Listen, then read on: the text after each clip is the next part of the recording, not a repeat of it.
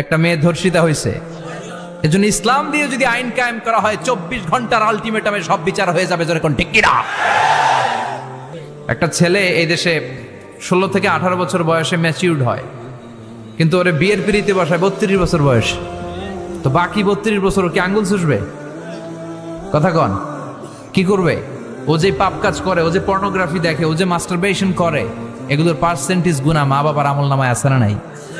মা বাবার এত সহজে পার পেয়ে যাবেন না। ছেলে মেয়েগুলারে সময় হলে বিয়ে দিয়ে দেন।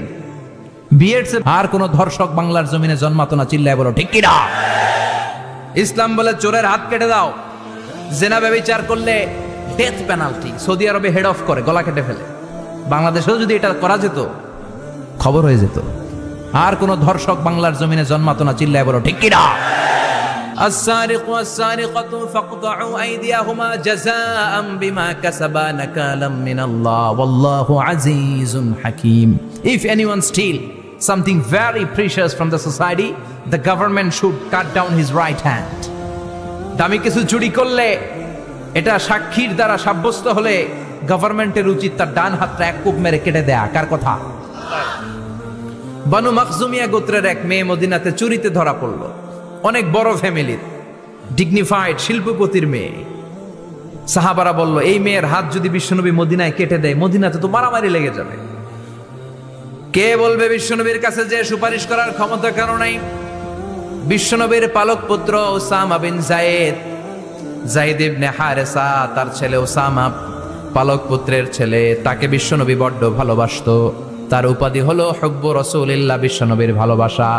সবাই বলল, ওসামা, আমরা যে বলতে পারবো না, তুই যে নবীরে সুপারিশ কর। ও নবী, যদিও চুরি করেছে মেয়েটা, সাব্যস্ত হয়েছে, কিন্তু আপনি মাফ করে দেন, হাত কেটে দিয়েন না। ওসামা যে বলে, নবী হাত কেটে দিয়েন না। বিশ্বনবীর চেহারাটা আগুনের গোলার মতো লাল হয়ে গেল। বিশ্বনবী বললেন, ওসামা, এটা আল্লাহর আইন, সুপারিশ করার সাহস তোর বুকের ভিতরে দিল কে? কে দিয়েছে স্পর্ধা? লাউ আন্না ফাতিমা বিনতে মুহাম্মদ সারাকাত লাকাতা মুহাম্মাদুন ইয়াদাহা। এই মেয়ে তো দূরের কথা, আমার কলিজার টুকরা, নয়নের পুটুলি, জান্নাতি নারীদের সর্দারিনী আমার মেয়ে ফাতেমাও যদি চুরিতে ধরা পড়ে, আমি তলোয়ারটা বের করে ফাতেমার হাত কেটে দিতে 1 সেকেন্ডও দেরি করব না। কারণ আইনটা কার? চিল্লায় বলেন কার? এজন্য বাংলাদেশে চুরি চামারি আছে না নাই? হাজার হাজার কোটি টাকা উধাও হয়ে যায়, আছে না নাই? যারা এই চুরি করবে, হাত কেটে দেয়া হবে। বাইতুল মুকাররমের স্কয়ারের সামনে হাত কেটে দেয়া হবে। আর প্রতিটা চ্যানেল লাইভ ব্রডকাস্ট করবে, এটা সরাসরি সম্প্রচার। আমরা সবাই দেখবো কেমনে চোরদের হাত কাটে। এই নিয়ম যদি করে দেয়, দেশে আর চোর খুঁজে পাওয়া যাবে? কথা কন। তবে এই চোর লাউ চোর, ডাইল চোর, মুরগি চোর না, যারা 1000 কোটি টাকা মেরে দেয়। এক সিগনেচারে দেশের 10,000 কোটি টাকা নাই, চিল্লায় বলো ঠিক কিনা? এই চোরদের বিচার যদি করা যেত, তাহলে এই দেশে আর দুর্নীতি থাকতো না। দুর্নীতি দমন কমিশনের দরকার হতো না। মন্ত্রীদের রাতের ঘুম হারাম হতো না। এটা মদিনার সমাজ হয়ে যেত, শান্তির বাংলাদেশ হয়ে যেত, ঠিক কিনা? এজন্য আল্লাহ বললেন, গোলাম, এই জমিনের ভেতরে চুরি করলে হাত কেটে দিবা, জিনা ব্যভিচার করলে ডেথ পেনাল্টি, ক্যাপিটাল পানিশমেন্ট, মৃত্যুদণ্ড, সর্বোচ্চ শাস্তি, ঠিক কিনা? একটা মেয়ে ধর্ষিতা হয়েছে, তার বিচার হয়েছে না? প্রক্রিয়াধীন হচ্ছে, সবাই অ্যারেস্ট হয়েছে, হচ্ছে। এজন্য ইসলাম দিয়ে যদি আইন কায়েম করা হয়, 24 ঘন্টার আলটিমেটামে সব বিচার হয়ে যাবে, যেরকম ঠিক কিনা? ইসলাম বলে চোরের হাত কেটে দাও। জেনা ব্যভিচার করলে ডেথ পেনাল্টি। সৌদি আরবে হেড অফ করে, গলা কেটে ফেলে। বাংলাদেশেও যদি এটা করা যেত, খবর হয়ে যেত। আর কোন ধর্ষক বাংলার জমিনে জন্মাতো না, চিল্লায় বলো ঠিক কিনা? আল্লাহ বলেন, আমি মানুষকে খলিফা বানিয়েছি আমার এই হুকুম আহকামগুলো বাস্তবায়নের জন্য। সব সৃষ্টিকুলের মধ্য থেকে মানুষকে আমি বানিয়েছি আশরাফুল মাখলুকাত। আবার মানুষকে বানিয়েছি আমি আমার খলিফা। আবার মানুষের চেহারাটা আমি আল্লাহ সব চাইতে সুন্দর করে তৈরি করেছি। সুবহানাল্লাহ। লাকাদ খালাকনাল ইনসানা ফি আহসানি তাকওয়িম। আমি মানুষের চেহারাটা সব চাইতে চমৎকার অবয়ব দিয়ে তৈরি করেছি রে গোলাম। সুবহানাল্লাহ। পৃথিবীতে যত প্রাণী আছে, সব সৃষ্টির মধ্য থেকে আমাদের সৃষ্টিটা সুন্দর না? আপনি হিউম্যান অ্যানাটমি নিয়ে যদি গবেষণা করেন, কেমনে আল্লাহ আমাদের এখানে হার্ট দিলেন, লাঞ্চ দিলেন, হ্যাঁ, তারপরে 206টা হাড্ডি দিলেন, হাড্ডিগুলো আবার ব্যান্ড করা যায়, দেখছেন? বাঁকা করা যায় না? এটা বাঁকা করা যায়। বাঁকা না করলে আপনি খাইতে পারতেন? ক্রিকেট যারা খেলো, পেস বল করতে পারতা? স্পিন বল, হ্যাঁ, অফিস স্পিন, লেগে স্পিন, কয় হুজুরও জানে কেমনে এটি, তোর থেকে শিখছি বেটা। তো এই যে ছেলেপেলারা এরকম অফ স্পিন করে, লেগ স্পিন করে, এগুলো হচ্ছে আল্লাহর দেয়া কারিশমা। হাত ঘুরানো যায়। আল্লাহ যদি এটাকে এরকম ব্যান্ড করার সুযোগ না দিতেন, করতে পারতাম? আবার এইখানেও বাঁকা করার সুযোগ আছে না নাই? এইখানেও আছে না নাই? আবার এইখানেও আছে না নাই? কত কাজ। বাজার করে যখন বাজারের ব্যাগ যখন নিয়ে আসেন, কোথায় ধরে রাখেন? আঙ্গুলে ধরে রাখতে হয়। ক্যারাম যখন খেলো, কি দিয়ে টোকা মারো? সুবহানাল্লাহ কয় না পোলাপান? আহা, কত খেলার সিস্টেম আল্লাহ দিলেন। আবার ক্রিকেটের মধ্যে 2 আঙ্গুল তুললে কি? ওই যে সব মুখস্থ। আবার 1 আঙ্গুল তুললে কি? দেখছেন ঘটনা? আউট। কত কাজ এই আঙ্গুল দিয়ে। এই আঙ্গুলগুলোর বাঁকা করার, বেন্ড করার ক্ষমতা আমাদেরকে দিয়েছে কে? আল্লাহ। এজন্য আল্লাহ বললেন, লাকাদ খালাকনাল ইনসানা ফি আহসানি তাকওয়িম।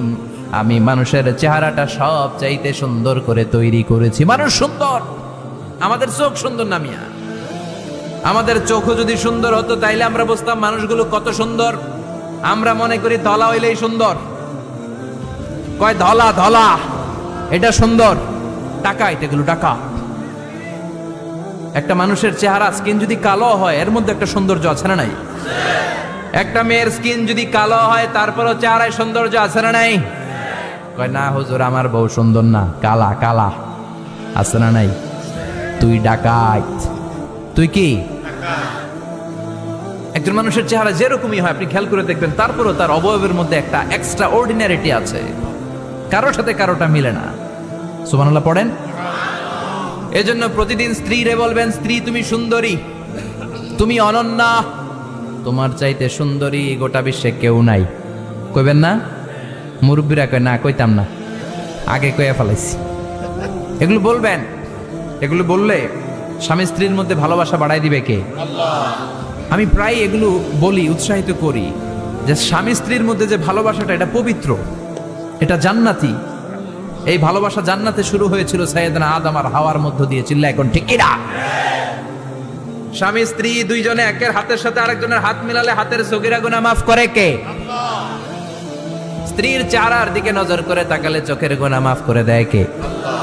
স্ত্রীর জন্য প্রতি মাসে যে খরচ দেন, এই টাকাগুলো সদকা দেওয়ার সওয়াব আছে না নাই?